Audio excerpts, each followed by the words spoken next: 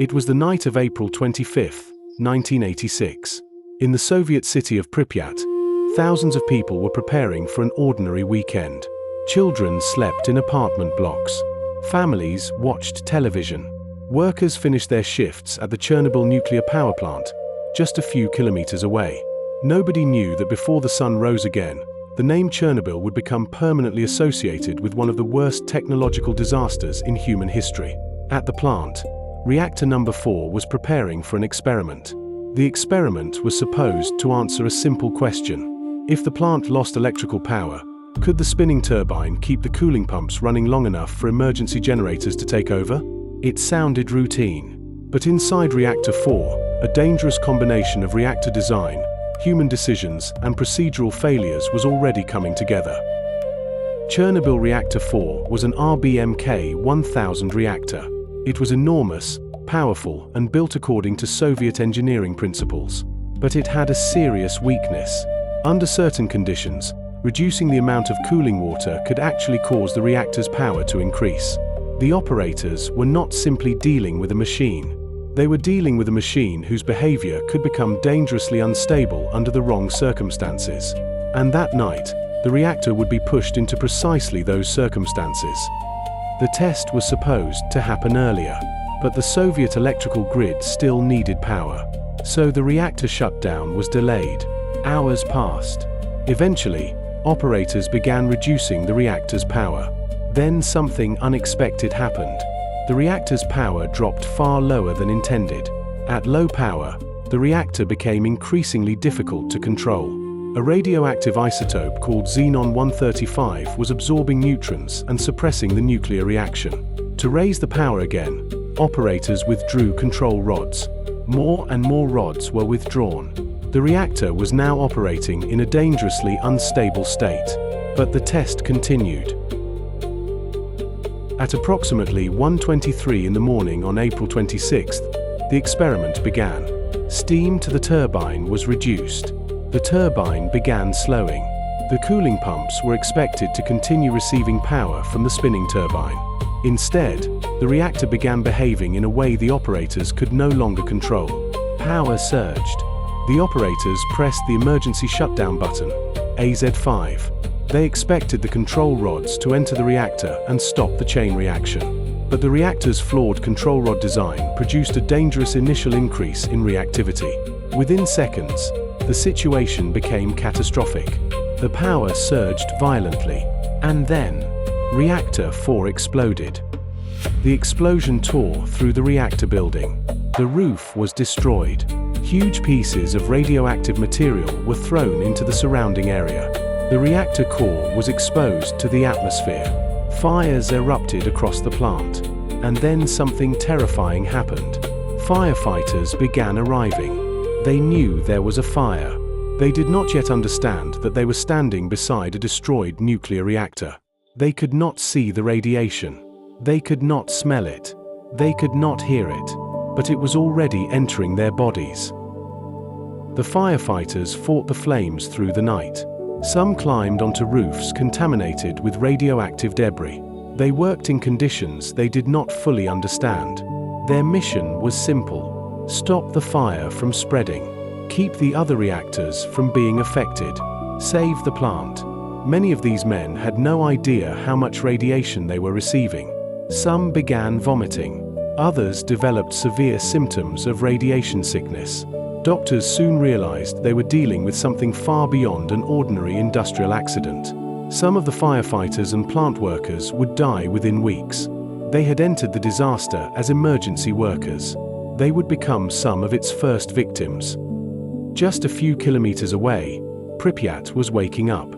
People went outside. Children played. Families went about their morning routines. The city looked completely normal. But it wasn't. Radioactive material was spreading through the atmosphere. People were being exposed to radiation without knowing it. The Soviet authorities did not immediately tell the population the full truth. Then, on April 27th, buses began arriving. Residents were told to prepare for a temporary evacuation. They were told to take only essential belongings. Many believed they would return within a few days. They never did. Hundreds of thousands of people would eventually participate in the response. The explosion was only the beginning. Now came the enormous task of cleaning up the radioactive wreckage.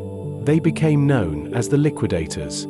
Soldiers, firefighters, engineers, miners, construction workers, medical personnel, ordinary people sent into an extraordinary disaster. Some worked in contaminated buildings. Others removed radioactive debris. Some dug trenches and buried contaminated material. And on the roof of Reactor 4, human beings were sometimes used where machines could not survive the radiation. They had only seconds to perform their tasks. Then they had to run back. Pripyat never became the city it once was. Apartments remained filled with abandoned possessions. Classrooms were left behind. Toys remained where children had once played. Trees pushed through roads. Nature slowly reclaimed buildings. An amusement park stood frozen in time. The famous Ferris wheel became one of the most haunting symbols of Chernobyl. But behind the eerie photographs was a much more painful reality. These were not ruins from an ancient civilization. They were homes. People had left believing they would return. Their ordinary lives had simply been interrupted. Forever. The destroyed reactor could not simply be switched off and forgotten. It had to be contained. Engineers rapidly constructed a huge concrete and steel structure around Reactor 4. It became known as the shelter, or the sarcophagus. Inside were enormous quantities of radioactive material. The structure was never meant to last forever. It was an emergency answer to an almost impossible problem. Chernobyl had become a monument to a disaster that could not simply be cleaned away. It had to be contained for decades. But radiation does not understand borders. Days after the explosion, radiation detectors in Sweden began registering unusually high levels. Scientists investigated. The radioactive contamination was not coming from Sweden. It was coming from somewhere in the Soviet Union. The disaster could no longer remain hidden. Radioactive material had traveled across Europe. The world finally understood that something enormous had happened at Chernobyl. Chernobyl changed the world.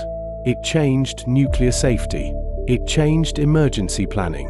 It changed how governments communicate during disasters.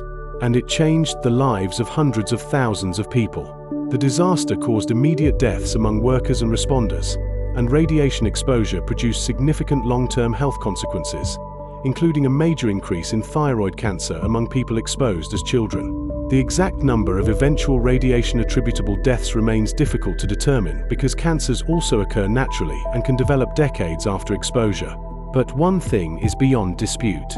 Chernobyl left a permanent scar across Ukraine, Belarus, Russia, and the wider world.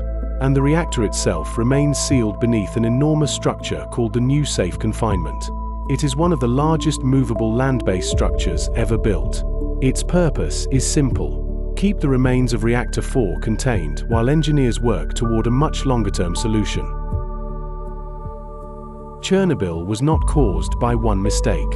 It was a chain, a dangerous reactor design, an experiment conducted under unstable conditions, safety systems that were compromised, human decisions made under pressure, and a system that was slow to admit what had happened. At 1:23 in the morning, the reactor exploded. But the consequences did not end that night. They continued through hospitals, through evacuation buses, through abandoned homes, through forests and fields, through the lives of the liquidators, and through generations who would grow up knowing the name Chernobyl. Today, the reactor stands beneath its enormous steel confinement structure. Silent, contained, but not forgotten. Because Chernobyl is more than the story of a nuclear explosion. It is the story of what happens when powerful technology meets human error, flawed design, and institutional failure. And perhaps its greatest warning is also its simplest. When humans build something powerful enough to change the world, they must also build the courage to admit when something has gone wrong. Chernobyl happened in seconds. Its consequences lasted generations.